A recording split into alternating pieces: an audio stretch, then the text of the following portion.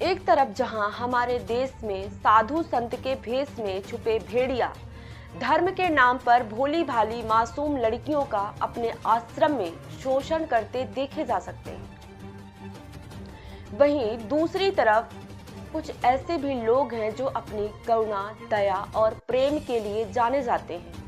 आज की कहानी कुछ ऐसी ही है।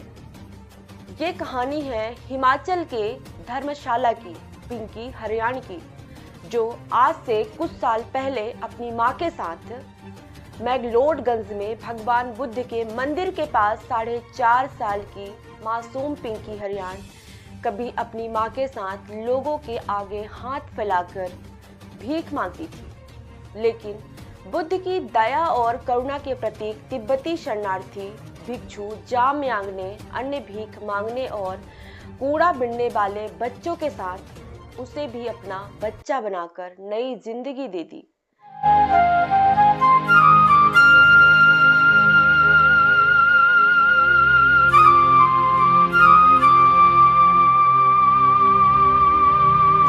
मैं 4.5 साल की थी जब मैं हॉस्टल में आई थी एंड उससे पहले मैं अपनी मदर के साथ भीख मांगने जाया करती थी मैक्लोडगंज में। और वहाँ पे जब फेस्टिव सीजन्स होते थे तब मैं वहाँ टेंपल के बाहर भीख मांगती थी।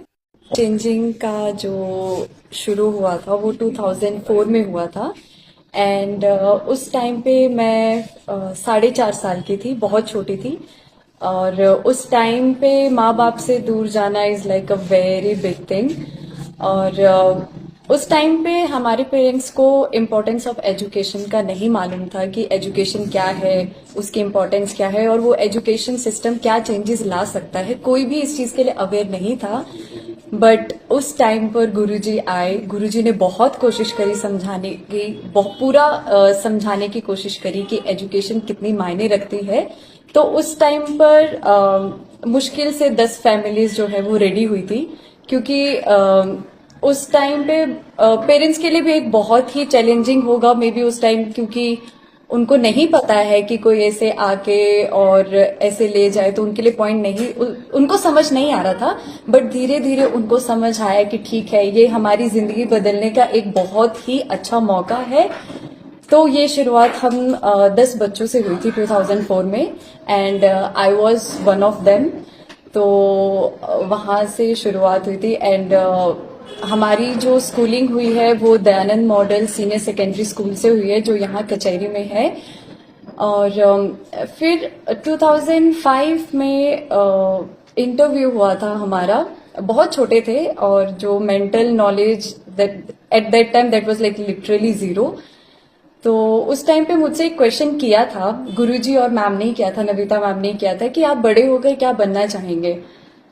मैंने उस टाइम पता नहीं क्यों आई जस्ट सेड दैट कि मैं डॉक्टर बनूंगी। मुझे नहीं पता था उसका प्रोसेस क्या है, कितना हार्डवर्क करना पड़ेगा और मैं कैसे बनूंगी, मुझे कुछ भी सेंस नहीं था। बट या आई जस्ट मेंशन दैट कि I want to become a doctor. तो उस एम्बिशन को फॉलो किया है और आज मैं इधर पहुंची भी हूँ।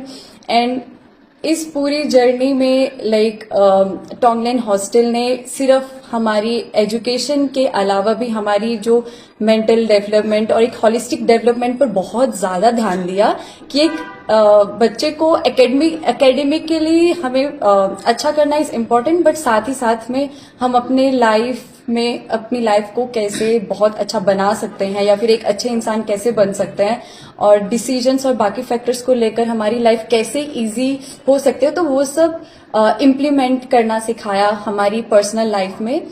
तो उन फैक्टर्स ने मेरा बहुत ज्यादा लाइक हेल्प किया है।